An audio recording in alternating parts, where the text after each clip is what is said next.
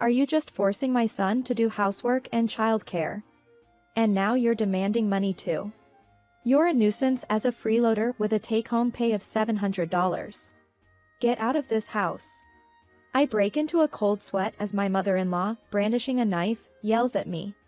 Despite handling all the work, housework, and childcare in place of my unemployed husband, I was filled with sadness from such treatment.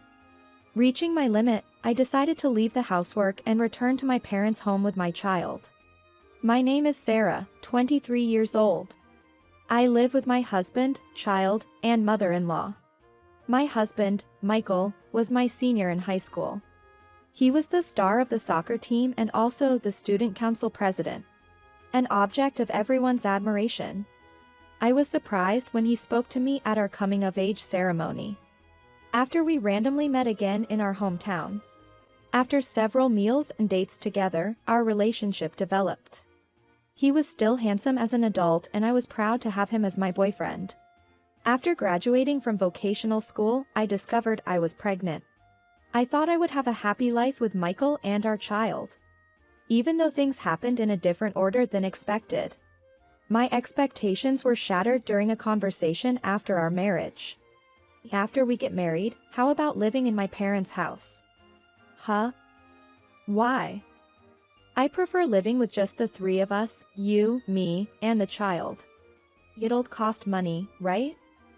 If we live at my parents' house, we won't need to worry about that. We could manage the rent if both of us work, right? About that. I'm struggling with income this month. Struggling how much? Less than $1,000. What? Why so little? You said you were working at an IT company, right? Actually, I quit. I'm earning money now through casino and part-time jobs. Casino? Why would you do that? It seems he quit his job after just 1 month. I can't provide for living expenses, so if you're going to cover them all, living in an apartment is fine by me. His indifferent manner of speaking made me feel anxious as if I was the only one looking forward to our new life together. Sensing my feelings, he took both of my hands in his. It's just until I find a new job. I will make you happy, Sarah. Until then, I'll take care of the housework and childcare. Believing his words, I got married and started living in my husband's family home. After safely giving birth, I thought I must work hard for my son. Michael and my mother-in-law were very happy, and I was looking forward to our life together with a smile.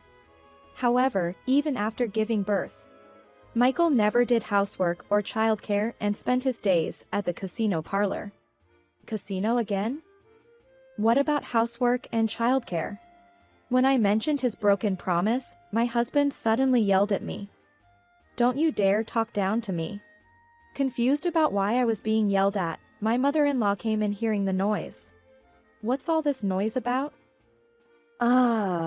She's just nagging me to help with housework and childcare because I'm always busy with work. How absurd. Such tasks are a wife's responsibility. Michael hadn't told his mother that he had quit his job.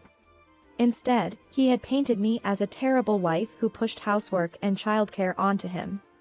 Initially, my mother-in-law was kind, but believing Michael's words, she started to hate me. Michael continued to earn just a little through part-time jobs and casinos. He was making about $700, but would go to the casino hoping to double it, only to lose it all. I was paying most of the living expenses. So, I had to start working, leaving my son in daycare. Fortunately, I found a job quickly due to my qualifications as a dental hygienist. Every day after work, I would come home to be yelled at by my mother-in-law. What time do you call this? You're not out playing around. Even as a parent, you're always out. Hurry up and make dinner. Frustrated, she would often hit the floor with the newspaper she was holding. When she got really angry, she sometimes even broke dishes. She would change her attitude abruptly over minor irritations, making her very unpredictable and fearsome. Feeling overwhelmed, I decided to talk to Michael again. One morning, I stopped him as he was about to go to the casino parlor. Hey, I'm at my limit. Can't you at least take care of our child a bit? Huh? I told you, I'm busy preparing for reemployment. What if I remain unemployed forever? That would be a problem, right? If you don't like it, then just shut up and do as I say. But life is already tough. I'm paying for everything from my savings, you know? Do you have any idea how much diapers cost? You say you'll earn money at the casino, but you never bring any home. I was supporting our life mostly with my money. Initially, my mother-in-law paid for utilities, but lately, she demanded $500 a month, which I paid from my savings, depleting them rapidly. Shut up. You have a nerve talking back like that. You moved into my house and dared to be so arrogant. Michael was usually very gentle. But when it came to money or casinos, he would change completely. Hearing his shouts, my mother-in-law came into the room.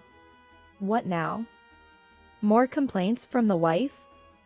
Yeah. She wants me to do housework and childcare and even pay for living expenses. What a cheeky wife you are. Michael, you should go to work quickly. Thanks, I'm off. With that, Michael left. As soon as Michael left, the mother-in-law's gaze turned sharp. Enough with your nonsense. Dumping housework and childcare on others and begging for money. Have some shame. That's not true. I'm not begging, but we can't get by without some financial contribution. You must be wasting money. Are you reckless with money? She didn't understand the situation at all. She didn't know her son was unemployed and indulging in casinos. I was told to keep silent, but I couldn't take it anymore. Michael hasn't contributed a penny to the household? He's unemployed now, having quit his job. What are you talking about? Michael has always been excellent. And though he failed his university entrance exams, he landed a decent job. He quit that job after just 1 month. He's just playing casino now. We can't live on my savings alone. That can't be true. Don't say such ridiculous things. She didn't believe me at all. Her son had always been superior in sports and studies, her pride. She couldn't bear to believe he was now unemployed and addicted to casinos. Her face turned red with anger, and she stormed out of the bedroom. Then, to my shock, she returned holding a knife. What are you planning to do? Please stop. I backed away, holding my son. The mother-in-law slowly approached with the knife raised, then pressed its tip to my throat. Enough with insulting my son. A wife like you will ruin him. A freeloader on a $700 income is a nuisance. Get out of this house. I broke into a cold sweat. Any movement might cause the blade to hit my son. Seeing me turn pale and silent, she seemed satisfied and lowered the knife. Just understand this. A parasite like you can't go anywhere. Just stay here quietly and do the housework. After saying this, she went back to her room. Freed from the tension, I collapsed onto the floor. Soothing my crying son, I made up my mind. I couldn't live in this house anymore. Threatening me with a knife so casually, she didn't seem human. Until now, I had been swayed by Michael's words. After shouting, he would apologize and embrace me gently, making me think I needed to support him, or he'd be ruined. But I had reached my limit. Above all, I had to protect my son in my arms. I couldn't raise him in such a house. I decided to leave. The next morning, the mother-in-law, with a stern face, spoke to me. Sarah, there's a memorial service for my husband next week. Prepare for it. We're having relatives over, so make sure there are no mishaps. She left without waiting for my response, heading to a neighbor's house. Next week would be the 3rd anniversary of my father-in-law's death. Michael and his mother had planned a big meal to remember him. I was tasked with all the preparations. But I had no intention of doing it. I quickly packed my things while Michael and his mother were away and left the house. I didn't have much to take, just my clothes, my son's toys, and diapers. When I arrived at my parents' house, they were very surprised. After hearing everything, my mother teared up and hugged me. My usually gentle father was very angry and told me to rest at home. Then, that evening, I received a call. They must have found it strange that I hadn't returned home to prepare dinner and called me. I ignored the call and blocked the number. The next day, both my mother-in-law and Michael came to my parents' house. They banged on the front door from the morning. My parents tried to send them away, but I told them to let them in. As soon as I opened the door, they started shouting.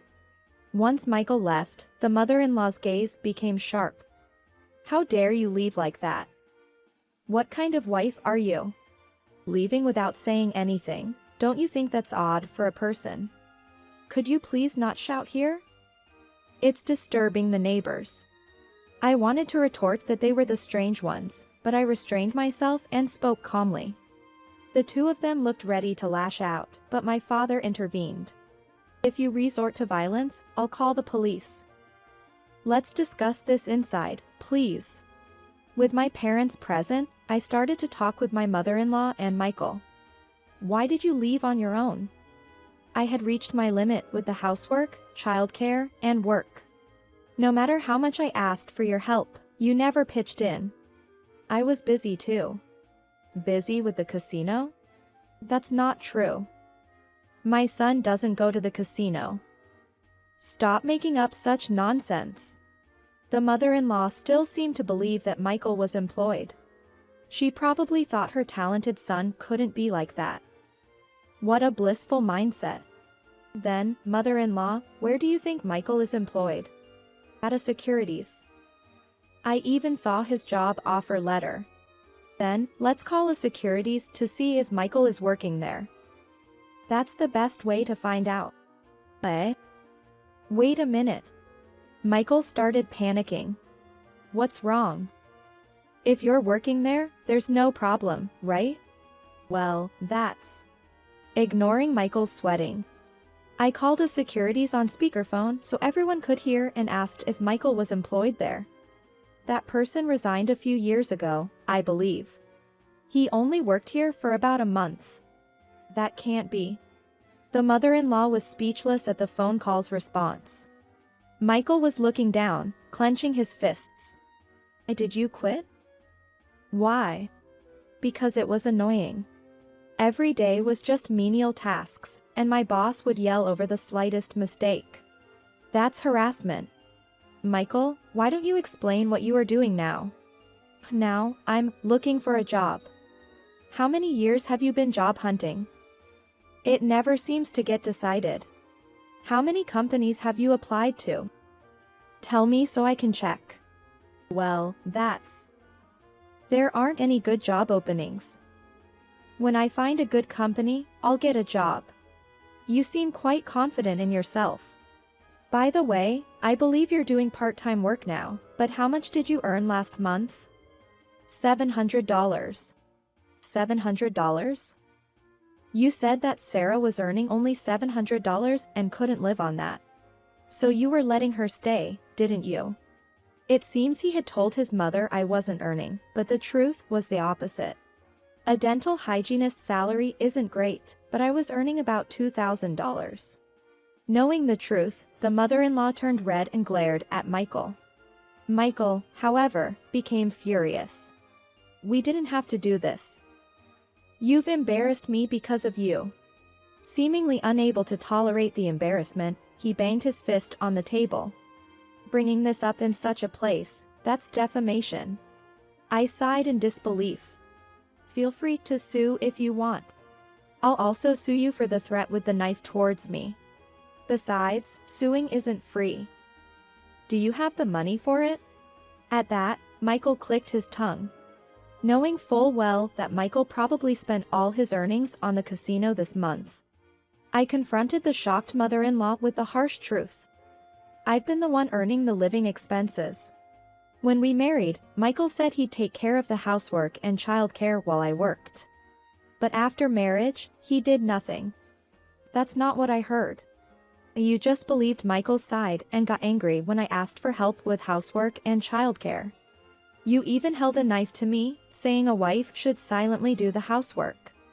The mother-in-law's face turned visibly pale, clearly uncomfortable being exposed in front of my parents.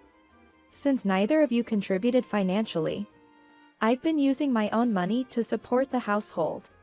But I can't work for you anymore, so I want a divorce. Divorce? Wait a minute. Don't say things like that suddenly.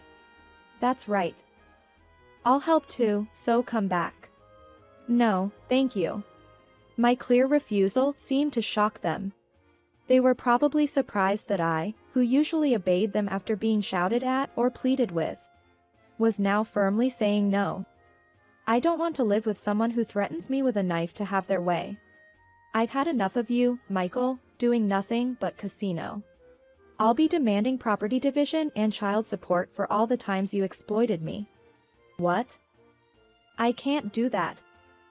How am I supposed to pay that kind of money? Then quit the casino right now and start paying. But that's impossible. I don't have a job. I was exasperated by Michael's foolishness. You don't have a job because you're picky. Don't you have the mentality to do anything? There aren't many companies that will hire someone like you without significant qualifications or work experience. Don't take the working world lightly. Many people work hard in difficult environments to earn their living. But someone who quits just because they get angry or find the job unenjoyable, nobody will hire such a person. He won't find a job like this. I'll contact you through a lawyer about the divorce proceedings. Please do not contact me directly anymore. How dare you? What about us? I replied indifferently to the mother-in-law's angry words. I don't know. You should earn your living. You ungrateful woman. Ungrateful? I'm not the one to be told that. A freeloader earning only $700 is a nuisance, so get out of this house, wasn't it? Do you remember saying that to me while holding a knife? It's quite something to say that to your daughter-in-law. By the way, a freeloader is earning $700 right next to you. Aren't you going to tell him to leave? The mother-in-law, trembling with rage at my words, lunged forward and grabbed my shirt. Stop it. I said I'd call the police if you resort to violence. Even as my father pulled her away, the mother-in-law shouted furiously. Not only threats with a knife, but now violence. How barbaric. Maybe you should stop committing more crimes.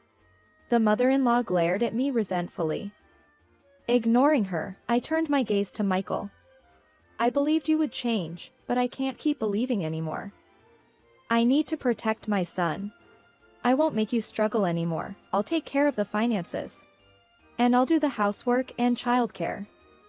Please come back. You won't have to pay? Really? Even though we were spending over $1,000 a month? Even with savings? Can you earn that much? Michael's face went pale at that. He probably hasn't earned that much since quitting his job. Well, there's Mom's pension. Even the mother-in-law raised her voice in disbelief. What are you saying? Are you relying on my pension after all? What else can I do? There's no work right now. I'll work harder at my part-time jobs. Let's start over, okay?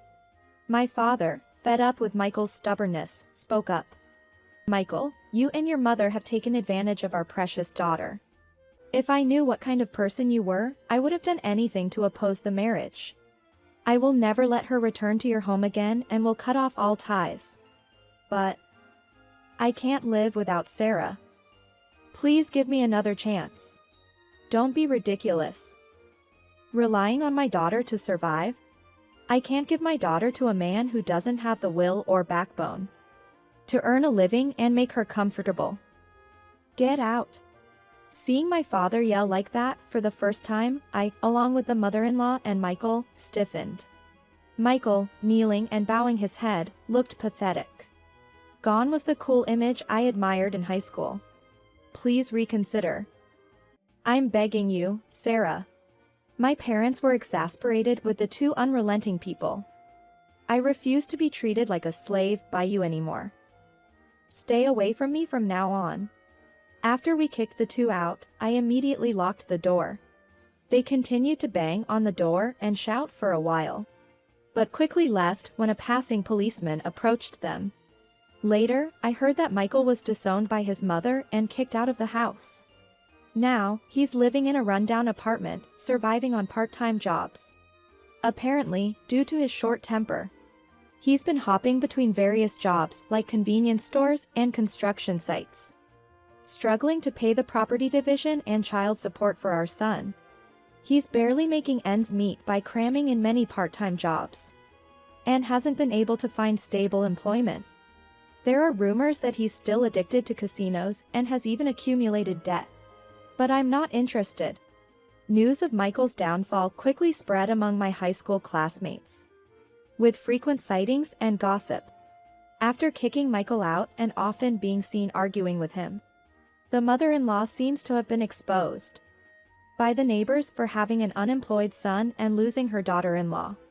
Having bragged about her son for so long, she must be quite embarrassed. She reportedly hardly leaves her house anymore. I continue to work, with my parents helping with housework and childcare. Having more time, I can play more with my son and no longer need to send him to daycare, which has been all positive. I should have divorced earlier. From now on, I plan to cherish my time with my son and watch him grow.